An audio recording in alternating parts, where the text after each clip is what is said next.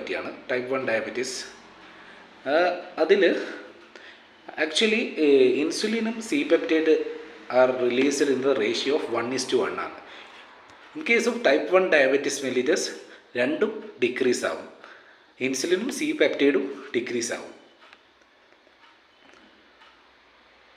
ഈ കോസസ് മെയിനായിട്ട് auto immunity പറയാറുണ്ട്. അത് ചെറിയ ജീൻ റിലേറ്റഡ് ആണ്. HLA-DQ2, DR3, DR4 ഒക്കെ ഇതുമായിട്ട് അസോസിയേഷൻ ഉണ്ട്. ട്രീറ്റ്മെൻറ്റായിട്ട് വരുന്നത് ഇൻസുലിനാണ്. അങ്ങനെ ഇൻസുലിൻ്റെ കുറച്ച് വകഭേദങ്ങളെ കുറിച്ചാണ് നമ്മൾ അടുത്ത് പറയുന്നത്. അതിൽ അൾട്രാ റാപ്പിഡ് ആക്ടിങ് ഇൻസുലിൻ ആണ്. ഇൻഹലേഷണൽ റൂട്ടുകളിലൂടെ അഫ്രീസ ഷോർട്ടസ്റ്റ് ആക്ടിങ് ആണ്. ഒരു 10 to 12 മിനിറ്റ്സിൽ ഇത് ആക്ട് ചെയ്യും. ഇനി ഷോർട്ട് ആക്ടിങ് ആണ് വരുന്നത്. അസ്പാർട്ട്, ലിസ്പ്രോയ്, ഗ്ലൂലിസിൻ എല്ലാത്തിലും എസ് ഉണ്ടാവും. ഷോർട്ടസ്റ്റ് ആക്ടിങ്ങിൽ എല്ലാത്തിലും എസ് ഉള്ളത് ശ്രദ്ധിക്കുക. S for shortest acting. Aspart, lispro, glulisine. Okay. ഇനി ഇൻ്റർമീഡിയറ്റ് ആക്ടിങ് ആണ് NPH, ലെൻറ്റെ ഇൻസുലിനൊക്കെ. ഓക്കെ. ലോങ് ആക്ടിങ് ആണ് ഗ്ലാർഗിൻ, ഡിറ്റർമിയർ.